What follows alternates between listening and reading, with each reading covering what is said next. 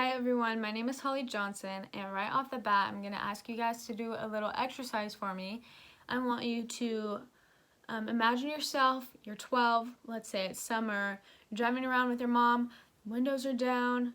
What song is on the radio? Maybe it's like Fancy by Iggy Azalea, or your polar opposite and you went with Stay With Me by Sam Smith.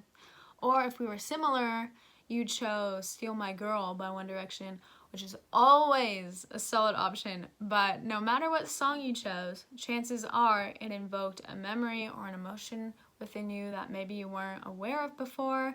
And that's kind of what my speech is going to be about. I'm going to be talking about the impacts that listening to music has on our brains, specifically how music helps reduce pain, how it helps improve memory, how it helps heal brain injuries, and I'm going to swing it back around and talk about the negative impacts listening to music has on our brains.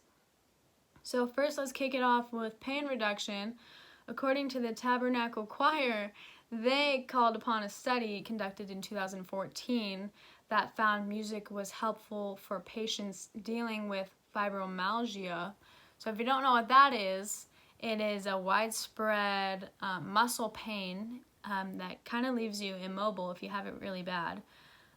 But researchers believe that fibromyalgia amplifies pain sensations. So when your brain receives pain signals, it is totally amplified, like if you have the disease.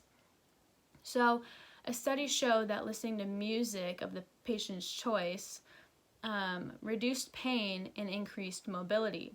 And that is because listening to music releases dopamine in your brain, releasing pleasure and kind of fighting the pain that your body's dealing with. So to move on, music has been known to improve memory also. Most of the time we associate music or specific songs with specific memories or times in our lives that maybe we forgot about.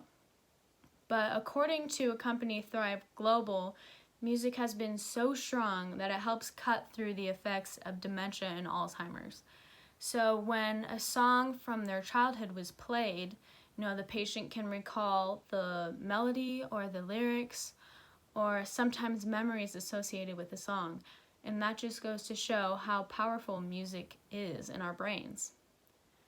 So one fact about music that I found extremely remarkable is that it can help your brain. If you have a brain injury, it can help heal. So listening to music, especially learning an instrument, it helps the brain's plasticity by shaping and strengthening your brain. So according to the Dana Foundation, researchers in the field of neurologic rehabilitation have found that music can help the brain in sort of a rewiring process, making connections between neurons in the brain that were previously damaged. And this is where I like to bring in my visual. So this is a picture of the brain at rest, and this is a picture of the brain while it's listening to music. So you can just see how stimulated the brain is with music on and how active it is. So to be completely honest, while I was doing my research, I found loads and loads of information about how positive music is on our brains. I didn't find a lot of grappling information of negative impacts, but I think the most negative impact listening to music has is the particular song we put on and how that song makes us feel. So according to CNN, a paper published in 2003 reported that music can generate aggressive thoughts and feelings. So as we know, music is a major contributor to our moods. If you put on a sad song, it'll make you sad. If you put on a happy song, it'll make you happy. It's not rocket science. But that's kind of where it's a double-edged sword, and that's where I leave the negative impact up to you. You're going to know, if you put on a specific song, you're going to know how that song makes you feel. So the degree of negative impact kind of depends on you as the listener. So I hope you guys learned a little bit more about the effects music has on our brains, specifically the ability to relieve pain, improve memory, help with brain injuries, and how it manipulates our moods. So that's really the only area of caution I have for you guys. But I suggest next time you're in a bad mood, put on some music, release some dopamine, some serotonin.